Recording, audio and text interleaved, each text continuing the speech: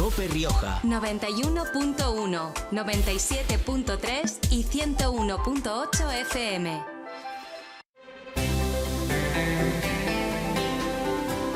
En Mediodía, El Espejo. COPE, estar informado.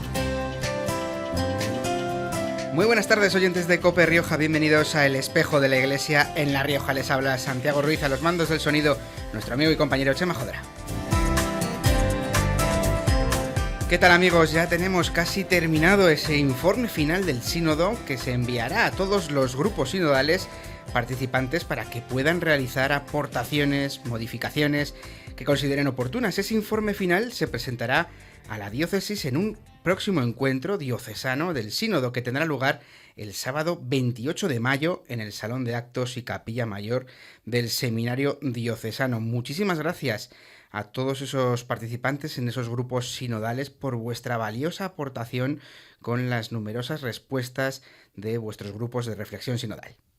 Desde este 9 de octubre, la Iglesia en todo el mundo está en modo sínodo. En cada diócesis, en cada parroquia y realidad eclesial quieren escucharte, oír tu voz, conocerte. Todos en la Iglesia hemos sido invitados a participar en un proceso de escucha, diálogo y discernimiento. Acércate a tu parroquia y participa en esta llamada del Papa Francisco para caminar juntos. Por una Iglesia sinodal, comunión, participación y misión.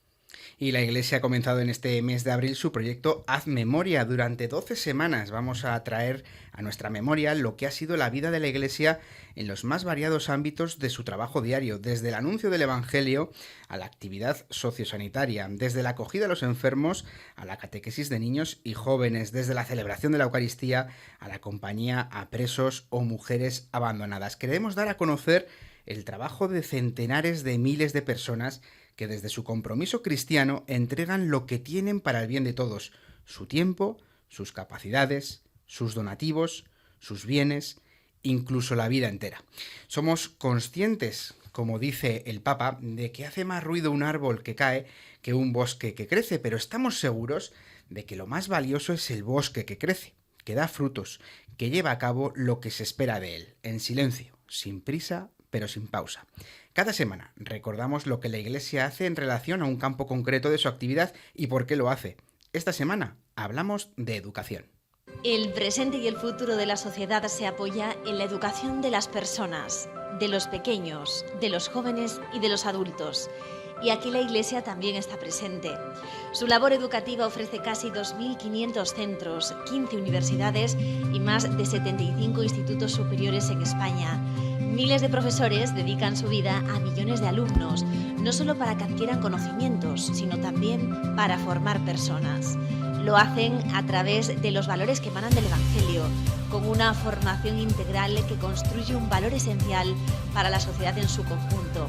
Se trata de una educación de calidad, con buenos resultados académicos y de gran demanda por parte de los padres, que son los que libremente escogen el modelo de educación para sus hijos. La enseñanza se aúna con la fe y con el deseo de formar personas libres que actúan en libertad. Además, todos los alumnos que lo deseen en cualquier centro tienen la posibilidad de conocer la religión católica. En ello están comprometidos los profesores de religión, bien preparados y dispuestos a enseñar un contenido importante para la vida. Y dentro de esta campaña de Haz Memoria y de la Semana de Educación hablamos con un profesor de la asignatura de religión que nos cuenta qué se imparte en esta asignatura y nos anima a inscribir a los niños en ella. Hace ya 20 años que empecé a dar esta asignatura y la verdad es que es una asignatura que no solo llena la cabeza, sino que la forma bien y ayuda a transformar el corazón. ¿Por qué elegir religión?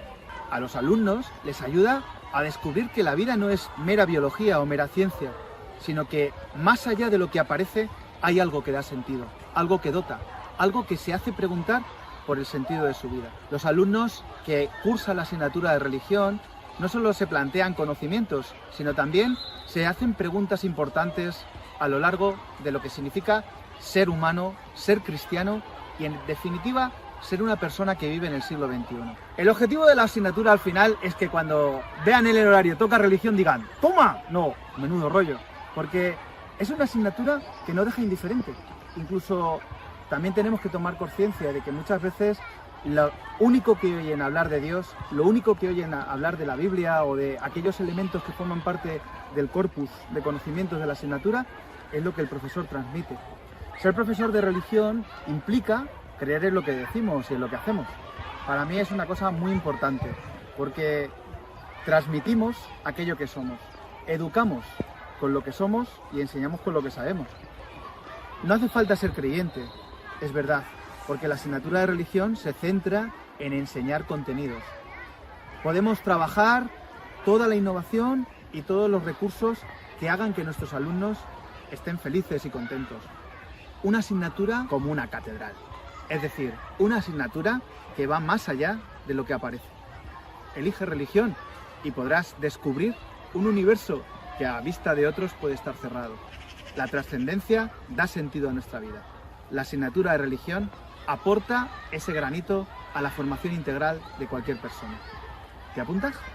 Y también dentro de esta campaña de Haz Memoria hemos hablado con alumnos y alumnas que acuden a esta asignatura de religión en sus colegios.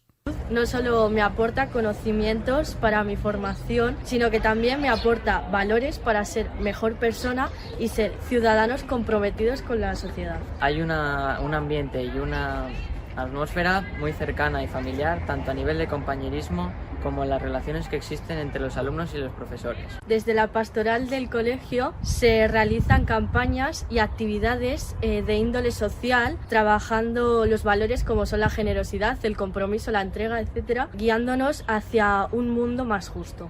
Desde que entramos nos sentimos acompañados. Nuestros problemas, nuestras dificultades, nuestras alegrías no pasan desapercibidas. Me acerca más a Dios y a la Iglesia, ya que trata temas del ámbito religioso que en otros centros no se tratan y considero que son muy importantes, ayudándome a crecer más como persona. Me encanta el compromiso del centro con la naturaleza, respetando el medio ambiente y participando en programas de concienciación con el fin de hacer de nuestro planeta un lugar mejor en donde poder disfrutar de la gran obra de Dios. No puedo más que agradecer todo lo que el colegio ha hecho y sigue haciendo por mí.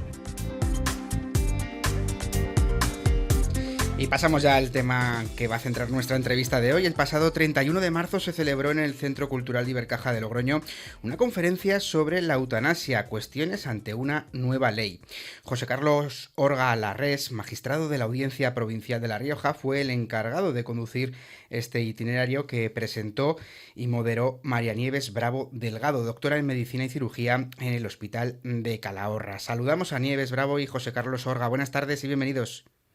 Buenas tardes.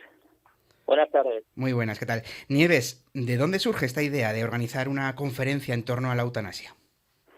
Bueno, pues la idea surge de la necesidad que yo veo como médico de conocer a esta ley que afecta totalmente mi actividad asistencial, ya que la eutanasia, tal y como la plantean los defensores de su legalización, afecta de lleno al mundo de la medicina, ya que las propuestas de sus patrocinadores siempre hacen intervenir al médico o al personal sanitario.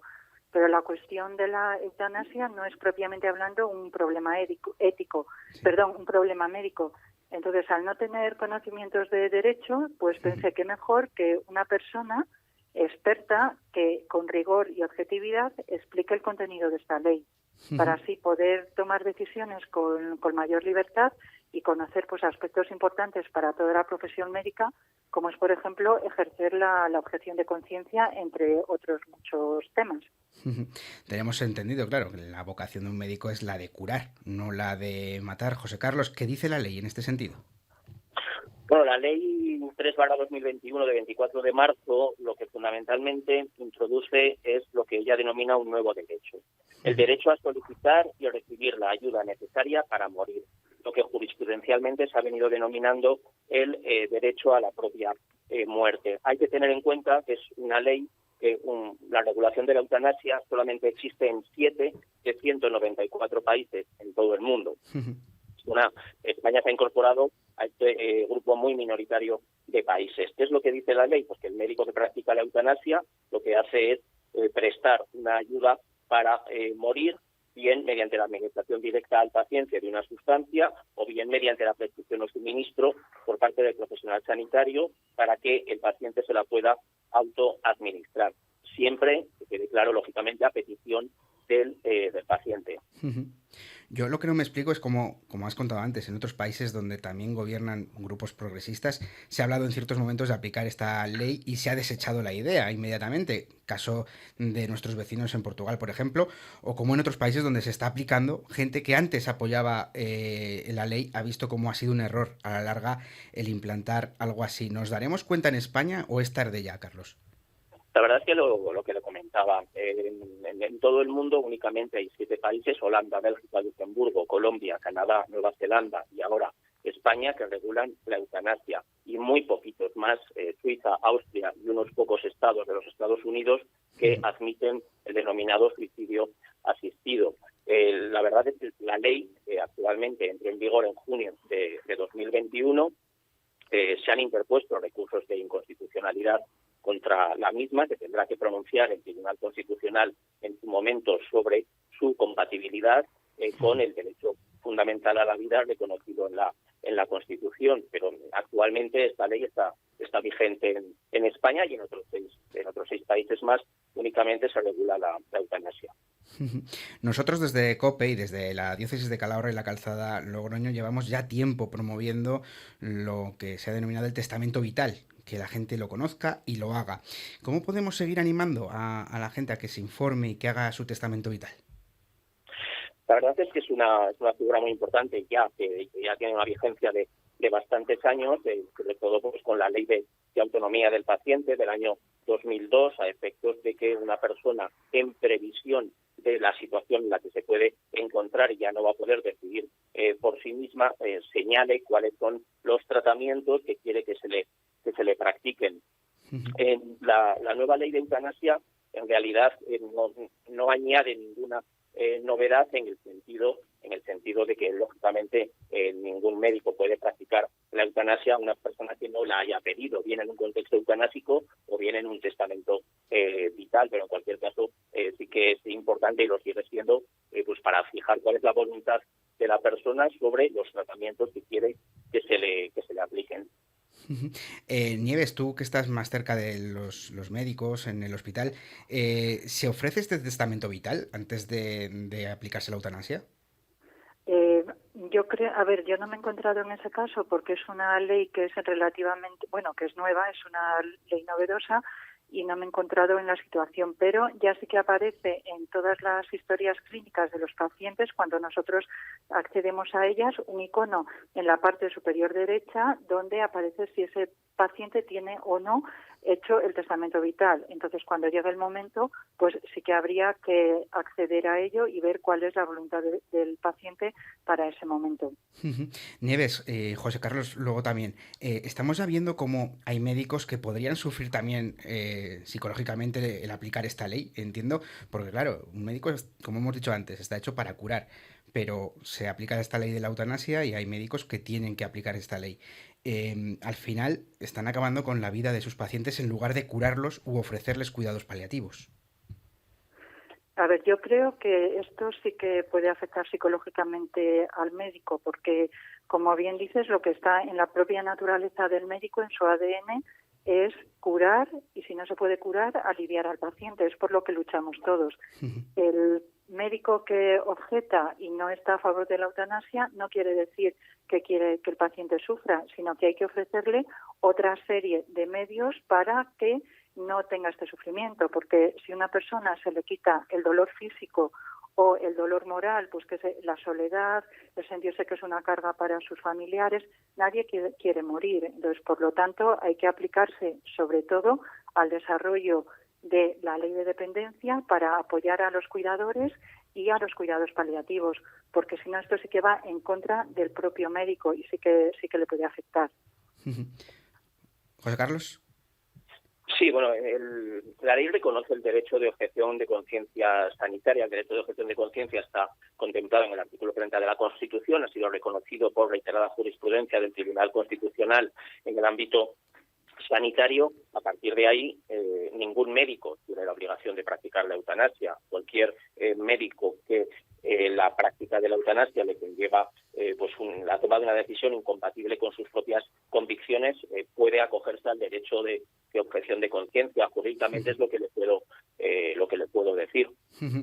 Luego escucharemos unas palabras, porque desde la Diócesis y la Conferencia Episcopal Española hemos publicado una nota doctrinal sobre la objeción de conciencia, y escucharemos luego las palabras del director de la Comisión de Doctrina de la Fe de la Conferencia Episcopal Española, Rafael Vázquez, que lo explica muy detalladamente. Nieves y José Carlos, muchísimas gracias por vuestro testimonio, por vuestra lucha ante esta ley y, bueno, por abrirnos un poco más con vuestras explicaciones de lo que trata la ley de eutanasia.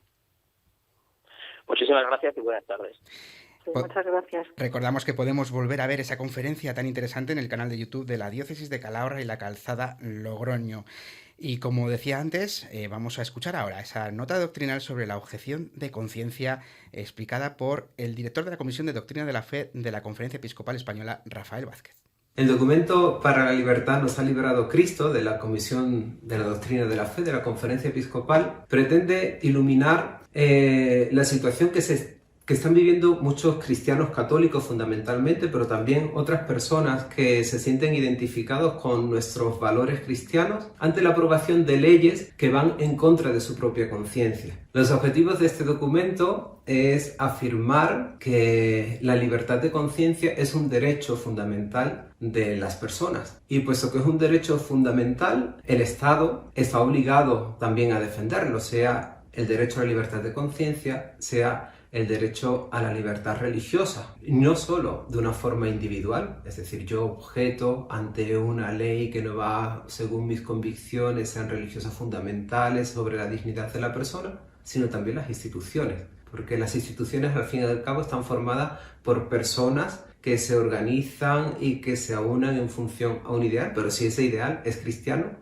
¿por qué no el derecho también a que la institución pueda plantear la objeción de conciencia? Yo creo que cuando una persona lee este documento que han propuesto los obispos como reflexión para iluminar la realidad que estamos viviendo, lo primero que se queda en la cabeza es: esto es un canto a la libertad. Y a la libertad de mi conciencia, pero además la libertad del ser humano en sí mismo. Se van a sentir apoyados, en este caso por sus pastores, cuando se tienen que enfrentar a situaciones difíciles en su trabajo. Pongamos el ejemplo de un médico que trabaja en una institución donde la ley dice que tiene que colaborar con el aborto, que tiene que colaborar con la eutanasia. Aquí va a encontrar criterios para ver cómo actuar y además es una apelación al Estado a decirle: cuando una persona actúe conforme a su conciencia, sea cristiana o sea basada en unos valores universales, por favor no lo penalicen. Estamos hablando de leyes importantes que afectan a la dignidad de la persona, que afectan a los derechos fundamentales del ser humano, a aquello que nos decían de, oye, pues hacer el bien igual que yo quiero que me lo hagan a mí, o no hacer el mal de la misma manera que no quiero que me lo hagan a mí, o el derecho a la vida humana o a la dignidad inviolable de la vida humana. Entonces, no se objeta por cualquier motivo ni en función de los propios intereses, sino en función a unas leyes que son universales. Cuando hablamos de la conciencia de la persona, estamos hablando del núcleo más íntimo del ser humano, donde se encuentra consigo mismo, pero al mismo tiempo, según nuestra visión cristiana de la existencia humana, encuentra la voz de Dios o encuentra la verdad, vamos a decirlo así, con mayúscula, y descubre qué es lo bueno y qué es lo malo. Y en función de eso actúa. Pero además la conciencia nos lleva a algo que es inevitable en el ser humano. Cuando descubro en mi conciencia qué es lo bueno y qué es lo malo, no puedo actuar en contra de ella. Por eso el derecho a que sea respetada esta libertad de actuar conforme a la conciencia de cada persona.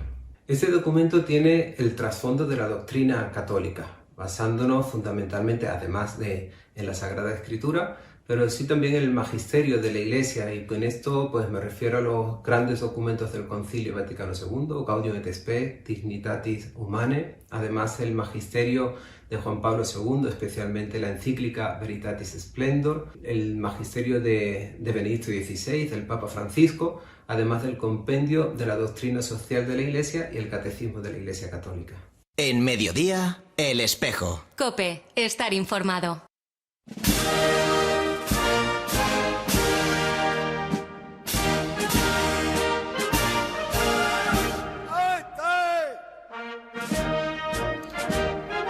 Y se acerca la Semana Santa, salen los tambores, salen las procesiones ya. Vimos además un vídeo de la Hermandad de Cofradías de la Semana Santa de Logroño que hicieron saliendo por Portales, todos juntos, tocando esos tambores, esas bandas que salían a procesionar. Ya sentimos otra vez los pasos por las calles. El domingo es ya Domingo de Ramos. Y vamos a adelantar la agenda de nuestro obispo Don Santos, donde acudirá a celebrar en su primera Semana Santa en La Rioja. El Domingo de Ramos estará en Calahorra, en la bendición de Ramos y procesión en la Catedral de Calahorra. Por la tarde acudirá a Erce, al concierto celebración de la Cofradía de Erce por su 25 aniversario. En Lunes Santo se celebrará la tradicional misa crismal a las 11 de la mañana en la Concatedral de la Redonda. El Miércoles Santo también en la Concatedral de la Redonda por la mañana visitará la limpieza y veneración del Santo Cristo Yacente y por supuesto por la noche participará en el encuentro y fervorín de Logroño. En Jueves Santo realizará los oficios en Calahorra y en el Viernes Santo acudirá al Vía Crucis en Santa María de Palacio. Realizará también los oficios en la Redonda por la tarde y acudirá a Calahorra a la procesión del Santo Entierro. Ya el sábado celebrará la Vigilia Pascual en la Concatedral de la Redonda y el Domingo de Resurrección acudirá a la Catedral de Santo Domingo de la Calzada. Estos son los actos de nuestro obispo, Don Santos Montoya, en su primera Semana Santa en La Rioja. En Mediodía, El Espejo. COPE, estar informado.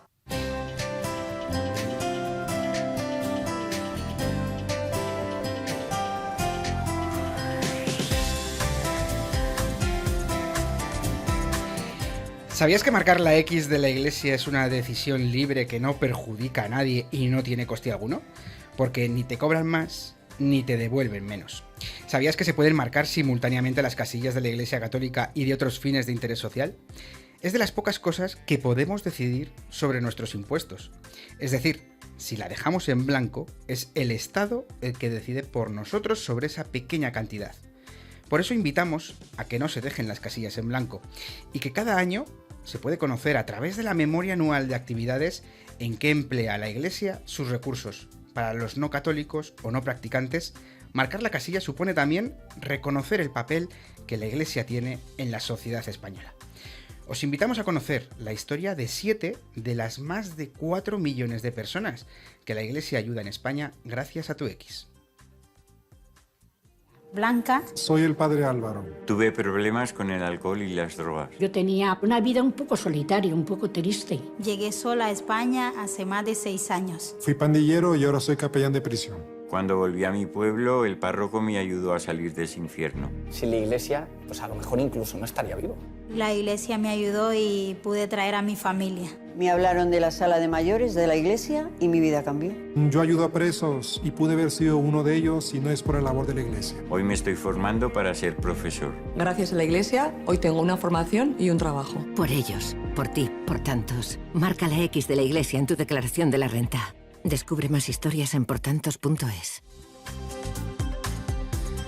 Pues lo dicho, marquen la X de la Iglesia, porque es una decisión libre y porque es de las pocas cosas que podemos decidir sobre nuestros impuestos. Nosotros nos vamos a despedir ya. El Espejo de la Iglesia vuelve tras Semana Santa, pero nos escuchamos el próximo domingo, en el Domingo de Ramos, en Iglesia Noticia. Pueden seguir informados en nuestras redes sociales y en la web diocesana. Un saludo y hasta pronto. En Mediodía, El Espejo. COPE, estar informado.